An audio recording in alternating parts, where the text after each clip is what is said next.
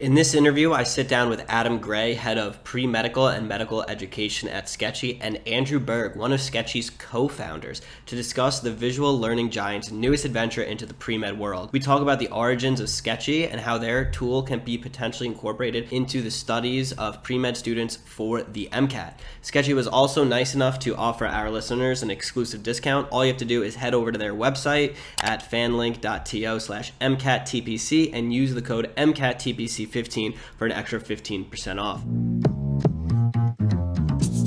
All right, guys, welcome back to the Adam Nestum Show. I have a powerhouse team with me today. I'm really excited for this episode. We have Dr. Andrew Berg, who is the co-founder of Sketchy, and Adam Gray, who is the head of medical and pre-medical education at Sketchy. Thanks for coming on today, guys. Thank you, Adam, for having us. Excited to be here. Yeah, glad to be here with a fellow Adam talking.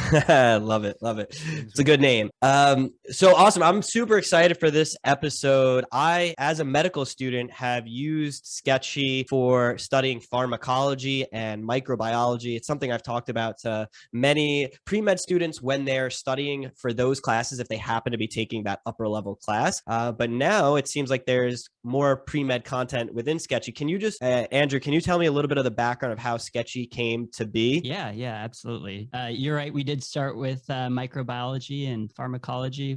We then continued on for more medical education with pathology, internal medicine, OBGYN, surgery, and a lot of the other clinical rotations. And this year is the first year that we're making our pre-med course, Sketchy MCAT course. To answer your question about how it all got started, I and Saud and Brian, the three co-founders, were all in med school together. And there is a common saying about medical school that the information overload really feels like you're drinking directly from a fire hose. And I've heard that one before. Yeah, exactly. So, and like we really felt that. And we happened to be in microbiology at the time. We would learn about a bacteria or a virus, and it seems like it would replace the knowledge we had about previous bacteria and viruses we learned about weeks before. And so honestly, we were kind of struggling with it. And Saud and I were in the same study group together. And late one night, we started spinning some of the information we were learning into stories and drawing out little sketches to help remind ourselves of the information. And we found that it just stuck. We started teaching other students in our study group. And then, we were getting requests for more and more. And eventually we decided to go ahead and throw up some of our videos on YouTube. And we kind of took off from there. It spread mainly around Reddit was kind of the big, I think the way we achieved our breakout. And ever since, it's just about trying to get as much content done as we can. So again, we've done most of medical school and are launching our first MCAT product. And what we do is we basically have videos that translate everything you need to know into fun, visual, story-based sketches that really help make the memory or help make it stick. So for the listeners or viewers, I mean, Sketchy essentially, from my perspective, has amazing stories, and you're essentially watching a cartoon on medical education. And from that cartoon, you realize that you've somehow just memorized everything you need to know on a particular microbiome topic or farm topic, because you start to associate the characters with the different content that you're actually studying from your lectures or your textbooks, etc. When you were making Sketchy in the very beginning, right? Because it seems like these take actual learning principles like memory palaces and methods of loci. Did you realize that's what you were doing, or was this just like a way that you were studying and it turned out to be this big, almost secret to unlock long-term memory? I wish we knew. I wish I could say we knew. We totally backed into that, and we're super fortunate that we soon discovered that there's a ton of science and research and really long, like you suggested, history of people using memory palaces that date back really to ancient Greece. And so, no, that was all a surprise to us. We soon dug into all of that information and used existing research to try to improve our method. We happened to try it, and it like almost like magic, it really worked. I mean, to illustrate, there are some great studies out there, but I think qualitatively, like one of the most interesting is that the world record for memorizing a deck of cards using just rote memory, so not using this technique, is 15 minutes. But if you use the memory palace method, the world record, I believe now, is about 14 seconds for a deck of cards. So it's like, wow, we're talking like an order of magnitude difference. And so it makes sense. I mean, you think about how we evolved, we didn't need to remember lists until relatively recently, but we have had to remember where our food is, where our home is, where, the rest of our family are. And so that was all like, our survival depended on that memory. And so it's not really that surprising that we would have a really robust visual spatial memory system. Makes sense. And then you couple that, essentially what you're doing is you're coupling that with sometimes seemingly boring information so that you can memorize it a lot easier. Yeah, totally. And the nice thing is because we have all of that research and we know that it works, and students, I think intuitively, it might take, watching a couple of videos and with some skepticism, of course, but then they realize they remembered everything about that video a few weeks later. So it definitely works, and it's nice that we know that. So what we really get to focus on is making sure that it's actually fun too. Because like you said, it can be a little monotonous, going through and trying to remember decks of flashcards, and we like to speed that up and make learning fun. Yeah, I mean, if I can choose between watching what seems like a cartoon to me or reading a microbiome textbook, I think I know which one I'm going to choose. Yeah, exactly. Same. So was the goal, it almost seems like it was an accidental business that formed. Like, how did Sketchy become such a big thing? You were posting on YouTube, on Reddit. Like, when did you realize like, oh, we might have a business here? Yeah. So after our first video with salmonella that we launched, we noticed it hit the Reddit forums, and people were, or our medical school, and people were recommending it. And then very soon after, we had like a little email up underneath the video. We started getting all these emails about when the rest of the course is coming.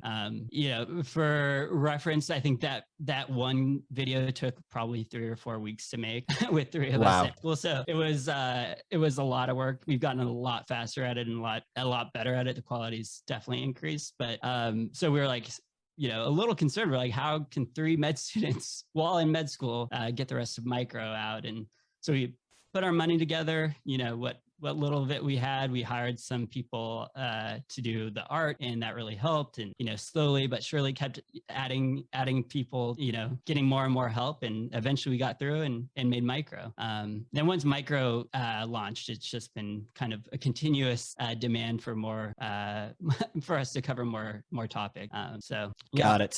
So how is that balancing? And I've been in a similar position because I was in medical school while building a company, but how was it doing both Sketchy and still studying for med school? I mean, I guess there's more overlap for you because you making your product is also you studying for a class. How was that experience? Yeah, unfortunately, I mean, I think part of the reason why our company can exist is because, we do want students making their own memory palaces for sure. It's just time consuming. So unfortunately, I was like a year or 2 ahead of, whatever we were working on at the time. So it wasn't super helpful. Although if you had asked me a question about micro while on, IM rounds, I would have known way too much detail about micro. I'm sure that came in handy every once in a while. Yeah. Exactly. But it's all about just really enjoying what you do.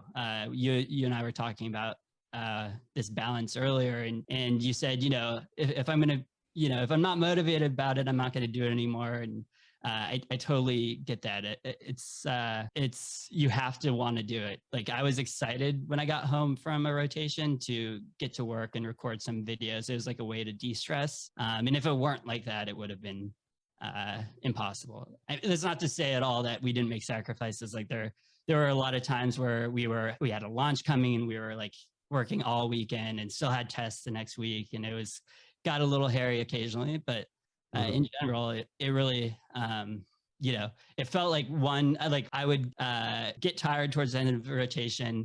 Recording some videos would refuel me, would also get me more excited about medicine in general, and it kind of would feed itself. And so it worked out. That's awesome. That's awesome. And so what is your role now, and what are you up to now? You're both a practicing physician, attending, and still working on Sketchy? Yeah, so I completed emergency medicine residency at Northwestern. I'm still on staff there. I admittedly don't work as much as I used to. I'm definitely focused on getting Sketchy, really producing as much as we possibly can, and trying to innovate and expand the way we do our videos and how we teach. And it's been a lot of fun. So I got to rejoin Sketchy last year for coming on really full time.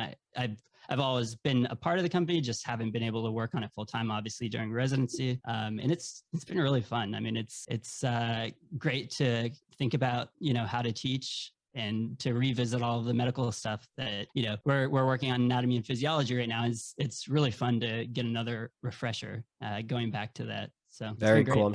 I'm sure anatomy will be and phys will definitely be another helpful topic. And speaking of innovation, that kind of brings us into also why we're here. I do a lot of work with pre-med students. You guys just launched your MCAT Sketchy program. Can you tell me, and Adam, this might be a good time for you to jump in a little bit about that program and what your goals are with that and where you see that helping students and fitting into their MCAT prep? Yeah. So the original birth of the idea, like, well, hey, why don't we bring this over to MCAT, is it's interesting when you think about moving into other programs. For something like Sketchy, moving from med school to MCAT, we know that literally these same people who are taking the MCAT will eventually get to Sketchy. It will eventually get to med a couple years later and use Sketchy, and they'll really like it. So you don't have to really think about, well, will this new group of students catch on to this method, understand it, appreciate it? We know that they will. And so it's a matter of getting the content out there, though, because by design, what you study in pre-medical classes and for the MCAT is not exactly what you see. The point is you learn it and then you take the MCAT and then you prove you've learned it. So the work that it's been for us getting MCAT out is adapting these methods to these new areas of content, to biochemistry and general biology, both cell biology and systems, psychology, organic chemistry, general chemistry, physics. And then we've got a little bit of, direct application content in the course as well. Not just, hey, do you know the biochemistry because you've got a Sketchy on it, but what does it feel like to take an MCAT passage, having memorized this with Sketchy, and how do you take it out and apply it? And so that's what the innovation has looked like here. In some ways, the material has a different twist to it, that it's not strictly memorization. It gets to more kind of conceptual underpinnings and, learning something like Newtonian mechanics and physics. It's just a different kind of knowledge that eventually has to get into your head than when you are working on pharmacy or microbiology. That doesn't mean, though, and this is exactly what we've proven out and we've been working on since we've been building the MCAT, it doesn't mean that our method, that the method of loci and visual learning and teaching through stories and cartoons that are extra memorable doesn't work. In fact, it does. It's one of the things I have said internally. Andrew has probably heard me say this a ton of times. Every time we think, oh, I don't know, can we sketchify this one? Can we sketchify balancing chemical equations or whatever? Every time we've asked that, we've been wrong. Right. And we have been able to sketchify it. And so it's been moving it to more and more types of content and then making these more worked example style materials where we kind of get in the seat and imagine we're taking the exam is also what we've made new. Got it. Yeah, I was just going to ask because it definitely makes sense for anything that's just strictly memory, right? Microbiome, most of it is just memory based, but something where it's like a physics where you're using formulas and there's more math involved. What are some of the challenges or how have you overcome that when trying to make the Sketchy content videos for those topics? Yeah, well, one is we just appreciate that it will be shorter. That's something just real quick is when there are fewer pieces of info in a big list of things you'll eventually need to know, just be more efficient to get at it. And we've seen that over the years where the average length of a Sketchy video has gone down over time. We're really into a much more kind of bite-sized, I think our averages across the company is a little over 10 minutes. Our averages on MCAT is a little below 10 minutes. So we just appreciate that where something in pathology or IM may have, several dozen symbols that we all symbolize, something that is a bite-sized lesson in physics might just be 10 to 15 symbols. And then we move on to another lesson and we just get through the material faster. We don't force ourselves to do that. And one of the other things that's been really awesome, and we would not have been able to do this if we started with MCAT because, we wouldn't have had any sort of brand recognition. Oh, I know what you're talking about. Yeah, is that we worked directly with physics professors to, create a physics course, for example, and like they come into our creative writers room and help us, you know, really make sure we're teaching this the right way. Because like really for microbiology and for pharmacology, it is like just kind of, you can do a jumble of symbols, and, you know, we try not to, and like we always have like work to have cool stories, but like for physics, you really need to make sure you're showing like the causal relationships and teaching towards like understanding of concept. And so having subject matter expertise in the writer's room has been just a huge help. Yeah, and that is exactly, I think, an answer to your direct question, Adam, of how have we adapted this. We are really appreciating that there is the curricular structure of how we do this is really important. The way that we've dealt with these subject matter experts is one of the questions I ask them when I interview them to see if they're going to work for us is, tell me about something you teach differently than any way you've ever had it taught. You know, because you'll have physics professors and everyone's got that one lesson that they know they teach differently and they teach it better and it's different than they ever had it and their classes love it and that's memorable for students. And that's what we allow these teachers to unleash. So we try to make sure these are already the best lesson you could find on these topics, just with the figures and the order of presentation and the script that we have. And then it's also a sketchy and there's a storyline and there are characters. An example being, this is one we just we're working on now, I guess, as a preview. Will get released sometime later this year for work and energy. What happens with physics for work and energy is you usually hear, oh yeah, work equals force times distance. And that's how the lesson starts. And that throws so many students just off a cliff, because the important things about work and energy are not the formula work equals force times distance. You need to understand what it means conceptually and how it relates to kinetic energy and how it works with potential energy and how it relates to sort of force over time. Then it connects to that. And that is the approach that we're taking here instead of being like, well, here's the equation, go memorize it and do, 100 homework assignments. It's how can we use our visual lesson structures so that when you close your eyes and you remember the drawing that was eventually built, you know the concepts. Our forces lesson, for instance, when we talk about the velocity and acceleration vectors, we just have an animated diagram that comes up where it's like, well, if you got 3 rocks that are all moving in the same direction to start with, and you apply this kind of force, this is how this path moves. And this kind of force, this is how this path moves. This force, this is how this path moves. Something that happens in real time. It's something we have captured as something you can review after the fact when we've got a review card.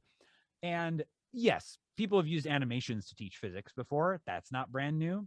But what we do have is this whole thing is put together in a scene, and see if you can figure out the joke and the pun here, where it is a kind of fantasy world, like high fantasy, elves and swords and sorcery type stuff.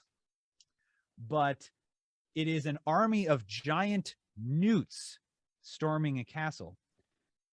This is our. Are we going with Newton's laws right now? You got it. Yeah, you got it. And so we've got one newt who has, a particular outfit, who's doing, a particular thing to a rock, and he's got an opposing force with these humans who are right. I see where you're going. Yeah. And so it's all it all becomes an integrated piece that is not just easy to remember if you try, but also hard to forget, because the art is beautiful and the story is interesting. You've clearly been that's the goal we really set. You've been living in the sketchy MCAT land and know it inside and out. So yeah, that's great. He's got all the stories.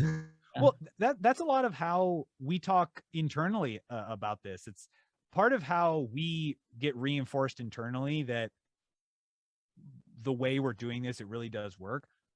All of us learn all of this material much better than we ever have, even though we're subject matter experts. We have degrees in this, we've taught this before, because once we have the art and we have the script and we have this, it just starts spreading throughout the company. Everyone at Sketchy knows physics a lot better than they used to. You're all ready to sit for the exam. Yeah. So where do you see Sketchy, like MCAT specifically, fitting into a pre-meds studying for the MCAT? Is it a one component? Is your goal to take over all aspects with the question bank? With, I mean, obviously you need to be doing the AMC materials before you take the MCAT, but it's not like there's a live class. Where do you see Sketchy MCAT fitting into the pre-meds journey? Yeah, I mean, I think your program breaks this down really well. It's all about knowledge acquisition and practice, right? Like that's, I mean, and really like kind of that cycle is how you study. We are focused on if you haven't had the knowledge to begin with, we can be that first source of knowledge for you. But really, the more common is like people have taken physics. It's been a couple of years. Chemistry. It's been a couple of years, and we'll be able to help you catch you back up. So like you said, it's all practice questions, and then we would plug in there with our content. So Got it. Yeah, I mean that sounds great to me. Like the way I see it, and this is what I feel like a lot of med students use for the board exams, is you have your question bank. There's a couple of good ones out there, and then you have some sort of content. If it's sketchy, even better because you're going to be able to memorize those stories. And then some, even though sketchy is amazing, and you almost don't forget anything, still reinforcing with space repetition. So I have all my students, for example, use Anki flashcards. I know there was a lot of Anki decks that were made even for the sketchy videos for all the farm, the micro that many medical students use. So kind of like a combination of in the same way that it fits in for med students, where you have that as one component for the content, and then you have the other source resources as well, all to put together. It makes the perfect study plan for a pre-med taking the MCAT. yeah, absolutely. It And that follows that same kind of I think we talked about how your program is also structured this way, but I know this is a lot of how like the natural kind of study schedules work, where you're always practicing and you're always reviewing content, but the ratio changes as you get closer to the test. You're going to start out with a lot more of, let me make sure I've got my content review. Let me get a very broad, scope of everything that's going to be on the exam. Let me make sure I refresh everything while doing some diagnosis and familiarity with the test. And then as you get closer and closer to the test, that ratio just changes. You focus on getting the last little pieces of the content or reviewing the things you got wrong on your last test. And then the rest of your time is about taking more tests and taking Q banks and applying things and building up your endurance. And the use of Sketchy follows that ratio of content study in the same way. I mean, we know that the MCAT prep world is an ecosystem. Your program itself has students use lots of different resources from lots of different places, and this is how people prepare for the MCAT. We know people who use Sketchy for MCAT are not using just Sketchy. That's right. That was more so my question. Like, yeah, you see it being one component to most students' study plan. Yeah, and we know there are multiple components, and that's how we've actually been very careful about how we organize and name our lessons and how our units are put together and the order in which we've decided to build things. We've really tried to make sure that even if you're using other resources, like if you're just taking the AMC exam and all you get is just the AMC's description of the topic in an explanation and you got it wrong, you're like, well, shoot, how do I get it right next time? We're trying to be really clear about which sketchy lesson is going to be will match up with that topic over this hump. And so right, when you're studying this content in the first place, you have Sketchy as a companion. The week that you are learning lipids, when you're reviewing biochemistry, you're partner that up with Sketchy. Do one of the Sketchies every day. And then similarly, how you'll return back to content, as time goes on to reinforce it with spaced repetition, come back to the Sketchy videos as well. I mean, I don't think there's any Sketchy lesson that someone should ever view just once. Ever. I agree with that. Yep. Maybe you review it 2 times if it's the second time, like at 2 times speed or something. But you should always review it again to check yourself. And if the second time it was hard, then come back, another week later and allow your performance on exams to also guide that. So that is how we see that fitting in. And what we think is this is going to make a big difference on how fast the concrete sets for the information that you need to know and memorize, and get you that nice solid foundation so that recollection happens much faster and easier when you're actually taking the exam. I think it'll be a really big jump. And one thing we've learned from med students, which has been really interesting and awesome, is, we thought we would have to pitch ourselves as a board prep tool. And we thought people would buy it, right, before to cram. But really what we saw is people bought us for year plus long subscriptions and kept it on and would refer to us after they've gone to class, and to really help cement it in. And that's like totally the way you should use Sketchy. I mean, ideally, like people would use it after, like during their physics class or chemistry class. We're getting there. We're going to be trying to create that. But for now, like, we wanted to make sure we gave people that are studying for their MCAT now an opportunity to use Sketchy. So that's why we started there first.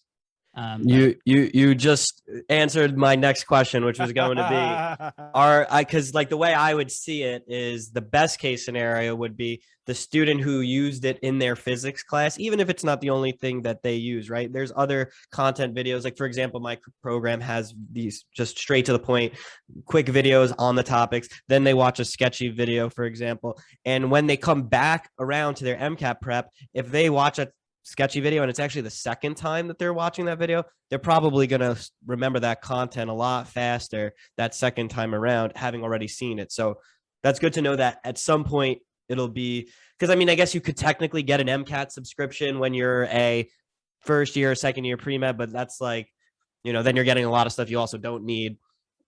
And that's why I love your program. I mean, you took, like, in med school, it's a pressure cooker for figuring out what actually works fast. Like you're a professional studier as a med student. 100%. Yep. That's your job. And so you took the model that students finally settled on, which is like, watching good quality content and then using Anki to practice and do practice questions. Like, that's the model you're taking. And I wish I had done that for MCAT. Like, I wasn't a professional studier for MCAT. And so I felt like I had to take a comprehensive course. I wish I had just kind of done it the way I learned to do it as a med student. So I think that's why I think, I know that your program works, and that's, you smartly just applied what med students do to. Yeah, no, I appreciate it. That's basically right. That's why I was very excited when I saw that Sketchy was coming out with an MCAT product, because essentially what I took when I built out my program for pre-meds, the goal was, one, to help them earlier on in the process, so like freshman year on, but also take the same methods that med students have figured out really works for huge exams like step 1, step 2. And if I too wish I had that when I was studying for the MCAT, because if you use those principles, we see that students are able to pick up the information a lot better, especially students that maybe they struggled early on in their pre-med classes, but now they have these study methods to use the MCAT. They're able to get a good score that really increases their application chances, even if they've had a lower GPA in the past. Yeah. So much of it is about dealing with the kind of culture and stress and kind of, I don't know, sanity maintenance that you have to do when you're doing this kind of intense studying as well. And that's one of the reasons why we put as much work as we put in to making things genuinely entertaining, engaging, funny, interesting. It's not just because we like to make fun things, though we do like to make fun things, but it's something that comes right from our students too. I was showing some of our like upcoming sketches to one of our students a few weeks ago, and every single one I previewed, there were like 4 or 5 in a row. I was like, this is this topic, this is this topic. She said, "That's so cute." Oh, that's so cute. Every single one. Ones that I don't even know if I would have called them so cute myself. Like, if I maybe might use, but and you don't usually look at something that's going to help you score better on the MCAT or really help you get through any of these big STEM science topics and say, that's so cute. You don't look at the big textbook. That's true. No, it's not that cute. The big textbooks are not that cute. Yeah. And so just having something that helps you achieve your kind of career and education, goals, that is also a place you want to be. is so rare. Making it less of a chore, making the time you get to spend, you know, using Sketchy or studying this something you know you can look forward to, something you can talk to your friends about, something where there are running jokes about it. It really adds up over time because there's just so much studying. So the more you can just fit in by having it be less of a chore, it's just more that you can fit in, more that you can learn, more that you can do. And the fact that it's such a proven method and the lessons are put together so well, you know, that's pretty nice too. One thing that's also hard for MCAT is, and I'm probably gonna get flack for saying this, but is like for while you're studying med school, like the more you remember as a med student, like the better doctor you're gonna be. You know, like it may seem like you're in the weeds sometimes. It may not be super relevant, but like the more you know, like generally the better. Like for MCAT, it feels more like just a hurdle you have to jump over. Like I don't know, I don't remember much about organic chemistry. I definitely don't think I use it at all as a doctor. So yeah, most of that material you won't use. I'll say it for you, so you don't have to get the slide. The reality is it's important to know the basics, right? The pre-med basics. Once you get to medical school and you're taking biochem, then it makes sense. Oh, that's why I had to study Orgo, because some of these biochem principles, and now you study biochem as a pre-med too, but I'd say more clinically relevant in medical school. They're built off of organic chemistry in some way, in chemistry, but it's not like you're using those on a day-to-day basis to take care of patients. So it is more enjoyable, just some of the med school content in general.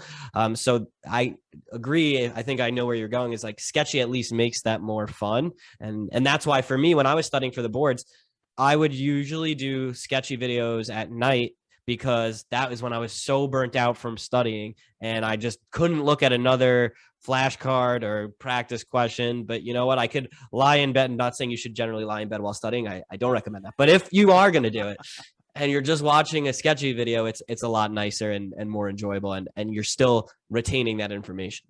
Well, and your willpower often becomes the limiting factor when you're trying to get through these really intense periods of studying. It's not that you literally run out of time in the day, it's that you run out of brain, you run out of willpower to keep going. This has been true whenever I talk to people about like, who's your best teacher, like best teacher you've ever had, what are the best teachers you've ever had, what do they do? That's what the best teachers do. The best teachers make their classes places you want to be. 100%. It's not a chore. Yeah. They basically add more of what was previously the limiting reagent. I guess if we're using, we're using the term. They're adding more of that limiting reagent, which is the amount of fun you're having. And that is so close. That is so key to the mission of what we're trying to do here. It's the same thing. Right. Yeah, no, I definitely agree. Like when I was teaching, I sometimes I felt like, I can explain this concept just about the same as any other teacher. That's not going to make me a good lecturer. It's keeping students engaged that will make a difference. Having students actually like the personality you add to the lectures. And I think Sketchy does a very good job of adding personality and some corny and sometimes not corny jokes into the lectures, which are always great and memorable. Yeah, definitely. I think that's the right ratio. Corny and then occasionally not corny. Awesome. All right, guys, this was great overview of what Sketchy has coming out for MCAT. I know we focus more on MCAT, but we do have other pre-health students follow us. So I see also I'm on your website, you have PA, pharmacy, nursing, other things coming out. Looks like you're taking over total domination of the healthcare field. What do you guys have coming out for Sketchy in the future, and where can the listeners or viewers find you guys? Yeah, head over to sketchy.com. We made it pretty easy. We've got MCAT rolling out every month. We're adding more content, but that's available now. We have PA and pharmacy coming later this month, and we have more content coming for medical students too. So excited to share it all. Awesome. Thanks so much, guys, for coming on. Thanks a lot, Adam. It's been great. Yeah, thanks, Adam.